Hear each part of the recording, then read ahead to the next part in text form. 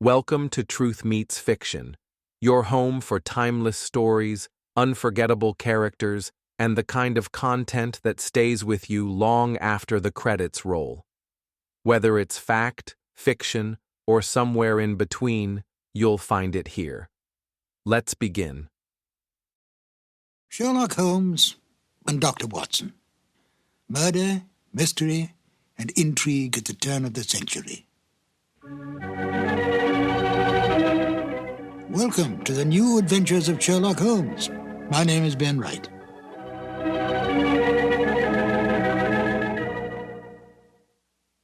Sherlock Holmes, the most brilliant mind in crime detection, is without peer. He has more than stood the test of time. He has become an institution, a myth, the best of the best. But he was deeply human. He seemed a man possessed, focusing all his energies on crime detection.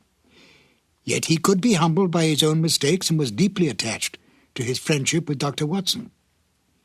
He distrusted women, and yet spoke glowingly of Maud Bellamy as a most remarkable woman. And of Irene Adler, she was to him the woman. A man of almost manic depressive nature, he could be brilliant beyond belief, and yet turn quickly to cocaine when his depression reached deeply into his inner being. With an almost photographic memory, he could recall some small detail in a long-forgotten unsolved case and then use it to solve one on which he was presently working. Although he lived and worked in the bustling city of London, Holmes loved nature. Witness a remark he made in the story The Naval Treaty. Our highest assurance of the goodness of Providence seems to me to rest in the flowers. Could this be the foreshadowing upon retiring of his desire to become a beekeeper on a small farm in the Sussex Downs? Although Holmes did not cultivate friendships, with the major exception of Watson, he did have some friends. At least Dennis Green and Anthony Boucher, the writers of The Out-of-Date Murder, would like us to think so. They enjoyed embellishing the original Holmes stories and adding information to the canon that Sir Arthur Conan Doyle never touched upon. Listen carefully to the end of this exciting adventure, where the story reveals the exact kind of payment Holmes accepts for solving this case. It's a delightful addition to the canon, totally imagined by Dennis Green and Anthony Boucher. And here they are now, Basil Rathbone as Sherlock Holmes and Nigel Bruce as Dr. Watson in The Out-of-Date Murder. This episode from the life of Sherlock Holmes will be transmitted to our men and women overseas by shortwave and through the worldwide facilities of the Armed Forces Radio Service. Petri Wine brings you Basil Rathbone and Nigel Bruce in the new adventures of Sherlock Holmes.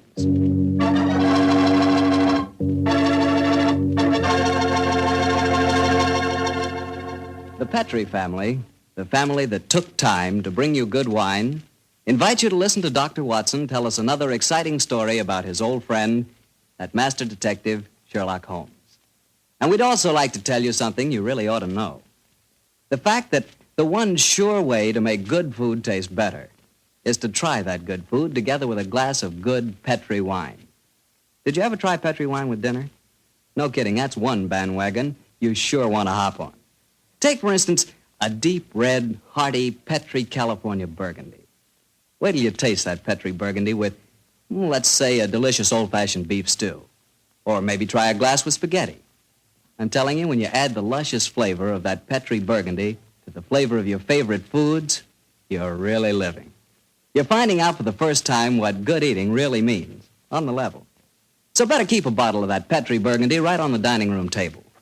And never forget, the best friend a good meal ever had is a glass of Petri wine.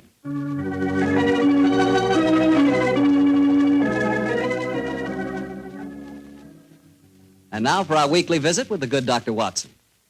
May I come in, Doctor? No, Mr. Bartell. You know me better than that. Of course you can come in. I'm expecting you. I always look forward to these Monday evenings together, you know. Me too, Doctor. In fact, I always say this is the one doctor's appointment that never scares me. Oh, that's very nice of you, my boy. Draw up your chair and make yourself comfortable. Thanks. And what prescription do you have in mind for us tonight, Doctor? Well, now, let me see. Take one measure of subterranean peril, one of aristocratic lady in distress, a sprinkling of assorted villains, a corpse or two, and a little more than a dash of Sherlock Holmes and Dr. Watson. Shake the mixture well, and you have the case of the out-of-date murder. Well, how did the adventure begin, Doctor? Exactly enough. It was in September of 1900. I remember that Holmes and I went to Eastbourne for a much-needed rest. First couple of days we spent in soothing idleness. On the morning of the third day, Holmes, a dash of colour back in his cheek and a hint of the old sparkle in his eye, suggested that we should go and call on his good friend Evan Whitnell, curator of a nearby museum. And so, just after lunch on that September day, found the two of us talking to Professor Evan Whitnell in his private office at the museum. It only seems yesterday that Holmes was saying... Professor Whitnell, your recent discoveries in this part of England have made you world famous instead of just nationally famous. My congratulations. Professor, I do wish you'd tell me about your discoveries. Oh, with pleasure, Dr. Watson. Less than 2 months ago, I was excavating on the downlands in this neighborhood when I was fortunate enough to discover a number of underground caves, caves saturated with a heavy deposit of lime that gave clear evidence of having the property of rapidly mummifying any flesh, human or animal, deposited in them. Good gracious me, it's interesting. And what treasures have you unearthed, Professor? Well, a number of mummified specimens of animals clearly belonging to bygone eras. My prize specimen is the body of a large wolfhound. The inscription on its collar identified the animal as having belonged to some local squire in the year 1748. Amazing. I didn't know that limestone had such qualities of preservation. Come in. Yes, Alan? What is it? It's Lady Clavering, Professor. She asked me to tell you that she was in the museum. Oh, yes. Show her up here, will you, Alan? Very good, sir. Yes, I'm most anxious for you both to meet her. And she, in turn, is even more anxious to meet you. Now, I dined with her last night, and when I told her that you were coming here today, she insisted on meeting you. Oh, Whitnell, you scoundrel. There's a twinkle in your eye.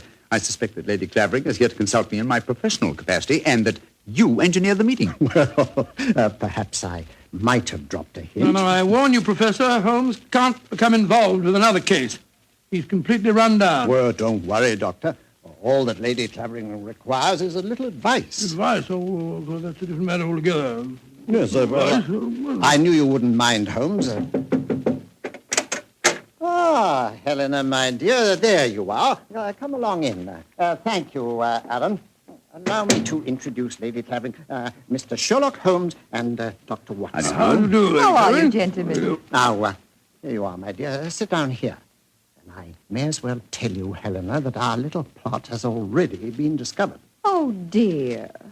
And I was just getting ready to exert all my feminine wiles in an attempt to persuade you to help me, Mr. Holmes. Oh, I'm certain that he found you utterly irresistible, my dear Lady Clavering. You flatter me, Doctor. No, I mean it. The professor tells me that you're in need of a little advice, Lady Clavering. Yes, Mr. Holmes.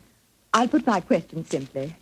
5 years ago, my husband, Sir George Clavering, left me. Left you? Gracious me, how stupid of him. I haven't seen or heard tell of him since. I now wish to remarry. But of course I couldn't do that without having my husband declared legally dead. My dear Lady Clavering, I can't help feeling that a lawyer is the proper man to consult, not a detective. Perhaps you're suggesting that there was foul play in connection with your husband's disappearance. Oh, no, Dr. Watson. The Claverings are a strange family, self-willed and headstrong. George and I were not happy together. I think he disappeared deliberately. You reported his disappearance to the police, of course. Oh, yes, Mr. Holmes. But they've never been able to trace him. This kind of thing has happened in the family before, Holmes. Tell them about Sir Nigel, Helena. Well, he was one of my husband's ancestors. He walked out one day in 1777 and was never seen again. Extraordinary family, always disappearing. George knew of the legend. And he often threatened to do the same thing himself. But your problem, Lady Clavering, is not that of your husband's fate, but rather of your own freedom. Yes, Mr. Holmes. Well, I'm afraid my advice can be of little consolation to you.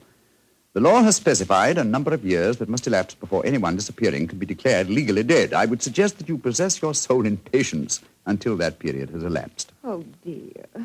And I was hoping you'd be able to think of some terribly clever way of getting round the law, Mr. Holmes. Lady Clavering, sometimes perhaps my methods may be unorthodox, but I assure you that getting around the law, as you put it, is a procedure I do not indulge in. Oh, dear me, now I've offended you, Mr. Holmes. And it's the last thing on earth I meant to do, I assure you. My friend's a little touchy about matters concerning his professional honor, you know, Lady Clavering. Oh, nonsense, my dear Watson.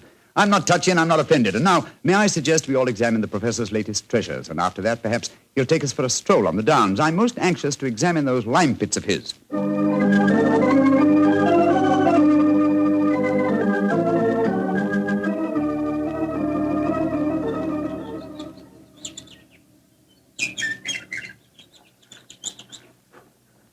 The lime pits are about a mile from here. It's a nice walk across the cliff tops. I'm sorry Lady Clavering didn't want to come with us. She's a charming woman, even though she did rub you up the wrong way. A beautiful woman, Watson, but I must confess her charm eludes me. Her lack of concern about her husband's fate seemed completely unnatural. Yeah, not if you'd known her husband, Sir George Clavering. He was a tyrant and a bully, both in his home life and in the village. Hello? Who's this coming towards us? It's Timmy. Daft Timmy, they call him in these parts. He isn't quite right in the head, poor fellow, but he's perfectly harmless.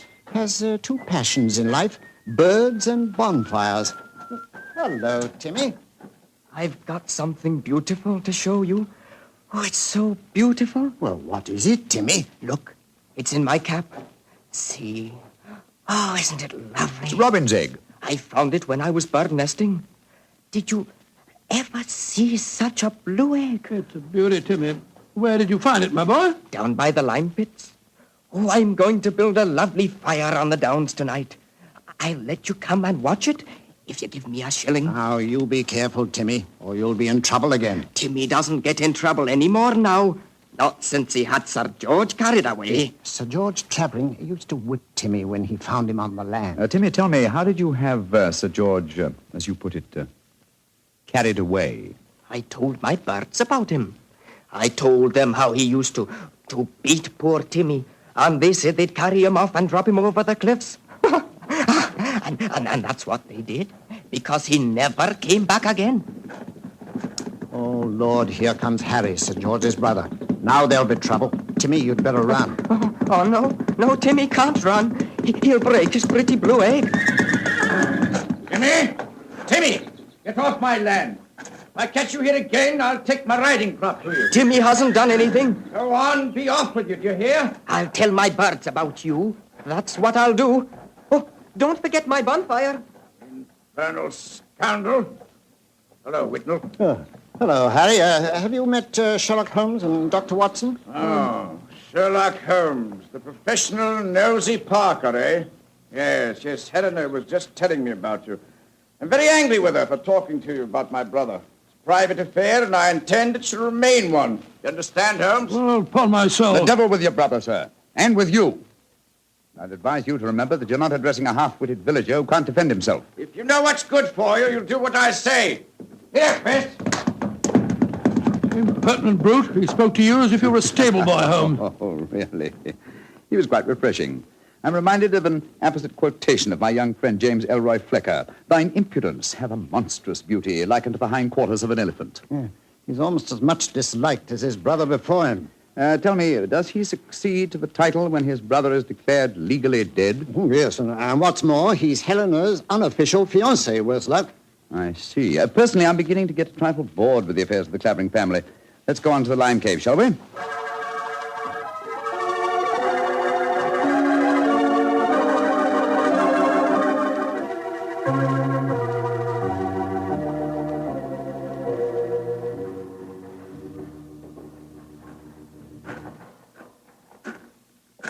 These caves are amazing. We must be 50 feet below the level of the ground, aren't we, Whitnell? Well, more than that, I should say. Rock formation is most unusual, a series of caves connected by a veritable honeycomb of tunneling. Yes.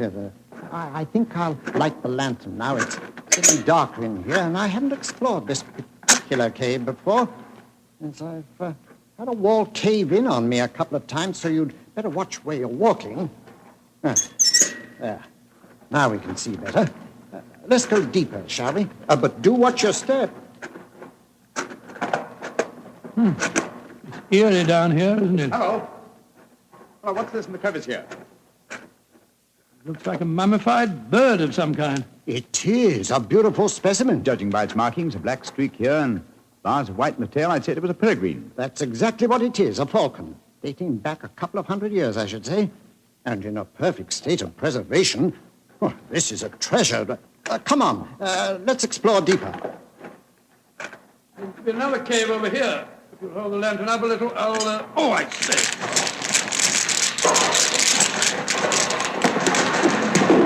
Good Lord, the whole wall's collapsed. Watson, you're not hurt, are you? No, Holmes, I'm all right. Why, you've unearthed another cave, Dr. Watson.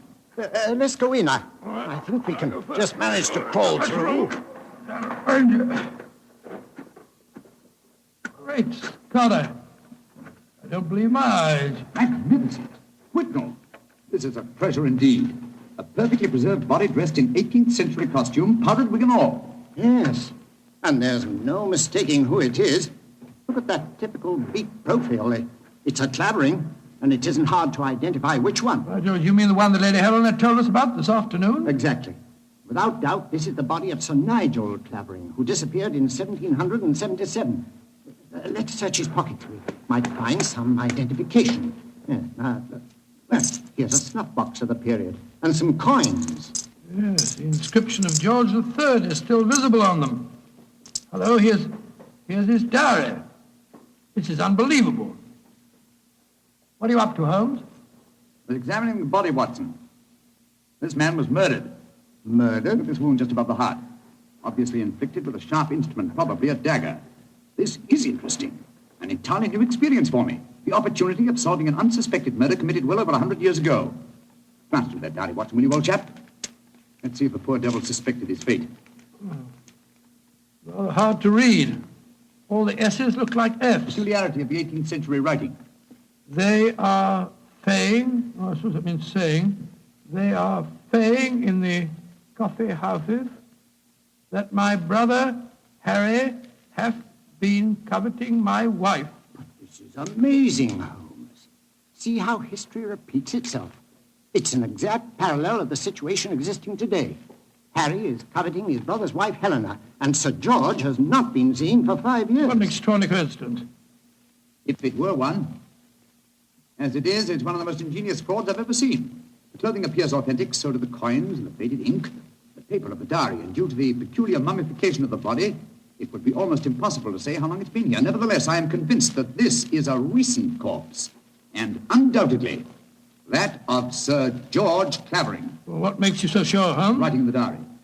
18th century used an S that looked like an F, it is true, but never at the end of a word. You will recall, Watson, that you were reading H-A-F, have, for H-A-S, has. That's perfectly true, I was. Well, that would be incorrect and genuine 18th century writing. No, obviously, this is an extremely clever attempt to disguise the comparatively recent murder of Sir George Clavering.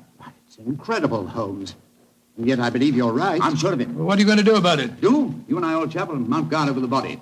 You, my dear Whitnall, if you don't mind, will be good enough to go and fetch the police.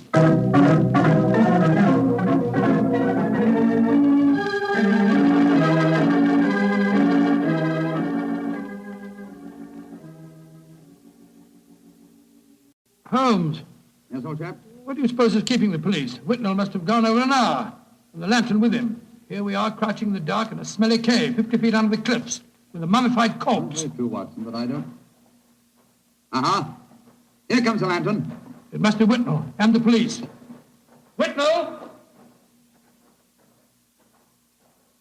That you, Whitnall?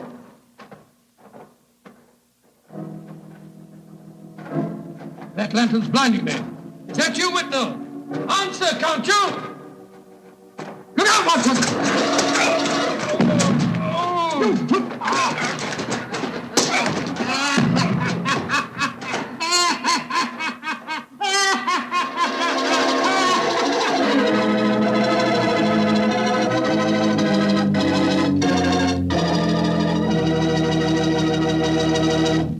Dr. Watson's story will continue in just a second.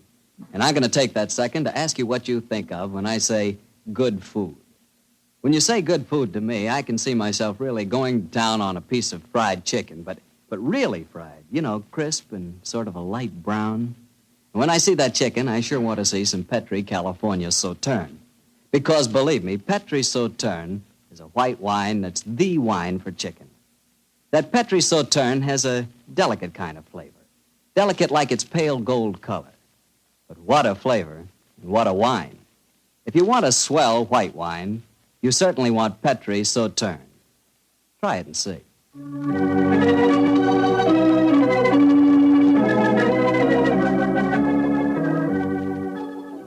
And now, back to Dr. Watson and tonight's story, The Case of the Out-of-Date Murder.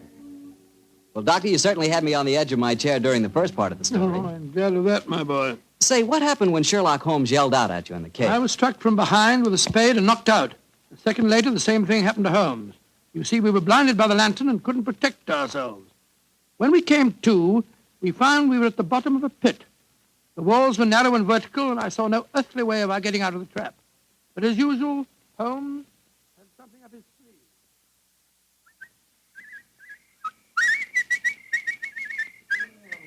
Oh, Lord, my head's throbbing. Never mind that for the moment, old chap. Get the coat off in your shirt. Oh, Come on, off with it, old boy. Come on, off with it. I've already removed mine and tied them together. Oh, what for? Oh, dear me, that blow on your head must have been unusually severe. I'm trying to make a kind of rope, Watson, a rope to get us out of here. Oh, what's the good of a rope unless there's someone on the ledge above us to haul us out? But you think you're performing the Indian rope trick. My dear Watson, this is no time for your rather heavy-handed humor. Why do you keep whistling like that? You've been doing it for the past 20 minutes. I'm whistling for help. Well, why not shout? Whistle carries further. No, dear. Who's going to hear that? That Timmy, I hope. Remember, he was having a bonfire on the cliff tops tonight. My whistle is that of a nightingale, a song unheard in Sussex at this time of the year. If he does answer it, I'm sure it'll bring him down here.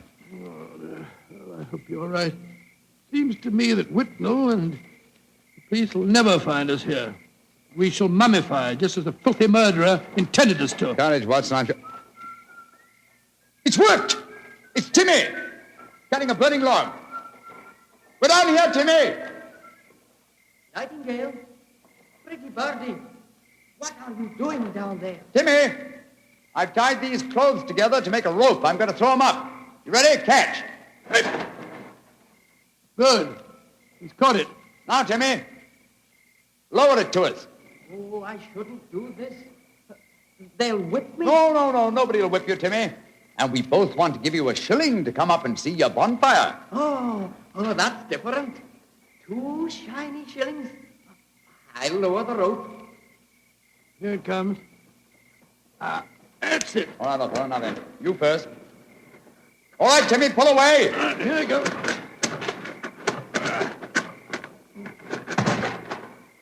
Splendid. I'm up, Holmes. Now lower it for you. All right. I've got it. Look out now. Here I come.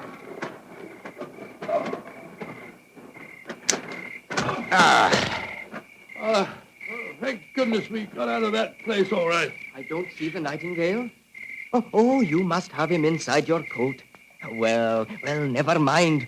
We'll all go up to my bonfire and get warm. It's such a pretty bonfire.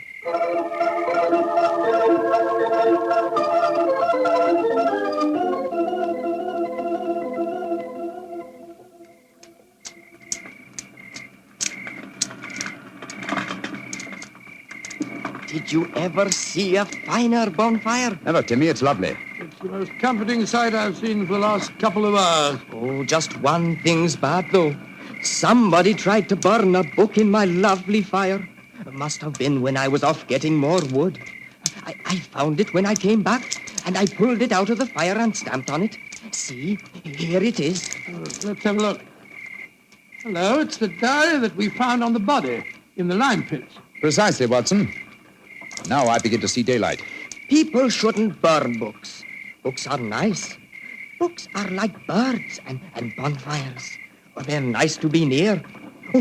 Oh, your nightingale must be cold. I'll get some more twigs to burn. Well, now that fellow's gone away for a moment, I can see why we were attacked tonight. The murderer knew that we were going to the caves. He was afraid that his devilish plot wouldn't stand up under your scrutiny. So he watched us. When we discovered the body and sent Whitnell off for the police, He knew that he'd got to get rid of us. And who do you think that somebody is, old fellow? Oh, that's easy. There's only one person strong enough to have knocked us both out and shifted our bodies. The dead Sir George's brother, Harry Clavering. I think not, old fellow. Didn't you observe as we entered the caves that pickaxes and wheelbarrows were much in evidence? Yes, that's right. They were, of course. Strength was not required under the circumstances. We were extremely vulnerable in the darkness. Any man with a modicum of cunning could have disposed of us, or any woman, for that matter. Good Lord, you're not suggesting that... Watson! Oh, Whitnell! Why, thank heaven you're safe. I've had the police with me for the last hour, but we couldn't find you. You went where I left you. True. Whitnell, I want you and the police to take me to Lady Clavering's house at once. After that, I wish to lodge information and make a charge of assault and possibly a charge of murder.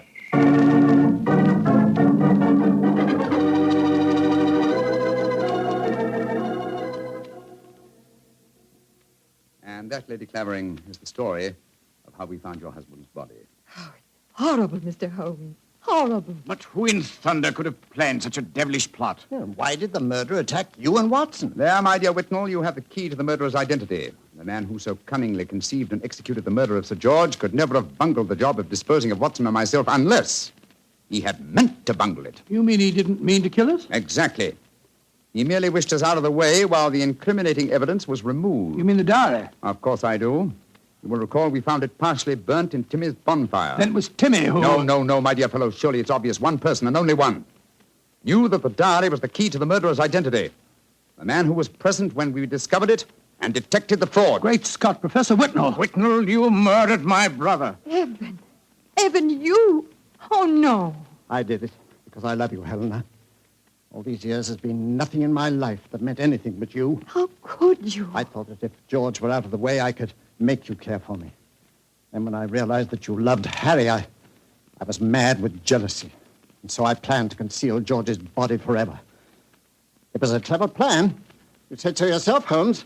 If it hadn't been for you, it would have worked. Yes, it was diabolically clever, Whitnell, but I'm afraid that no amount of cleverness now can prevent you from paying for your crime. Sir George, I suggest that you instruct the police to come in. Our work is done.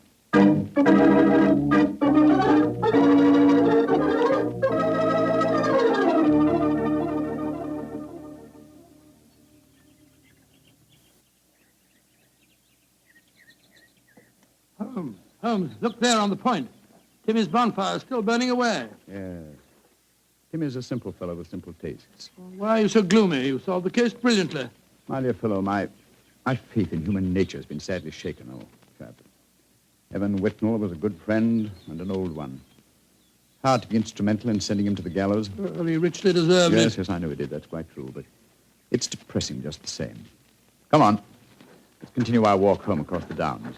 I heard Sir Harry offering you a fee. Did you take it? No, I didn't, but I did accept his offer of an acre of land on the downs over there near the Abbey ruins. You can see them silhouetted against the sky. An acre of land? What on earth would you do with that? Well, when I retire, and I shall retire soon, I've often thought of bee farming. This would be a heavenly spot for such a venture. Well, I can't imagine you as a beekeeper. Oh, why not? After a life spent unraveling the tangled affairs of human beings, it would be soothing in the twilight of one's days to study the exact and predictable behavior of bees. Singing masons, building roofs of gold. Ah, well. One day, perhaps, one day.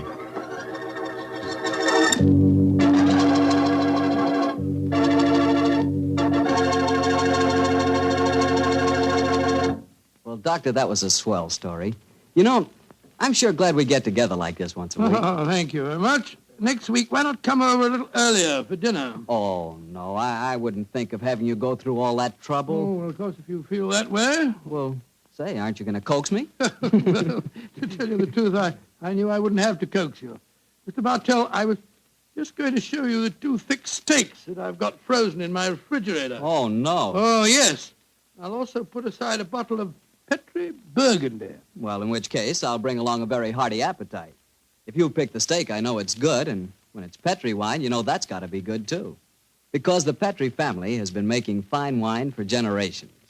They've owned and operated the Petri business ever since its inception, way back in the 1800s. During all that time, they've sure learned plenty about the fine art of turning luscious grapes into clear, fragrant, delicious wine. And they've been able to take this experience and hand it on down from father to son, from father to son. That's why, when you want a wine for any occasion, you can't go wrong with a Petri wine. Because Petri took time to bring you good wine. Now, Dr. Watson, what story do you have lined up for us next week? Well, now, let me see. Next week, Mr. Bartell, I'm going to tell you an adventure that occurred to Holmes and me in the shadowy depths of the Limehouse district in London. It's a strange tale of death and terror. I call the story The Eyes of Mr. Layton. Well, Doctor, we'll be sure not to miss it.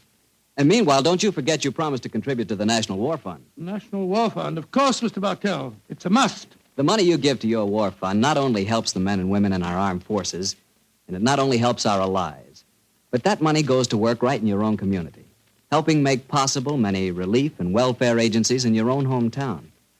So let's all be generous in victory. Give to your community war fund.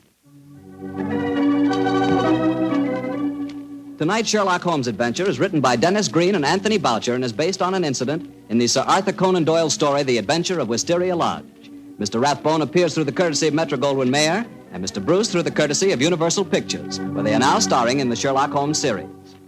The Petri Wine Company of San Francisco, California, invites you to tune in again next week, same time, same station. Oh, the Petri family took the time to bring you such good wine. So when you eat and when you cook, remember Petri wine. To make good food taste better, remember... Petri wine. This is Harry Bartell saying goodnight for the Petri family. Sherlock Holmes comes to you from our Hollywood studios. This is the Mutual Broadcasting System.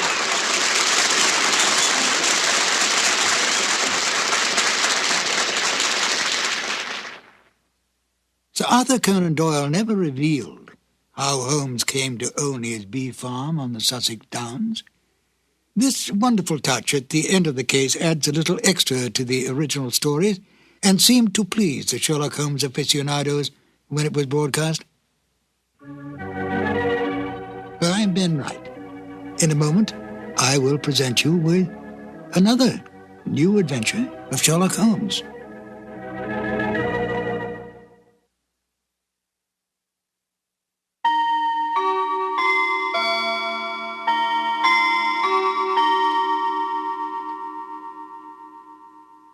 Every story leaves a trace, some in history, others in the shadows.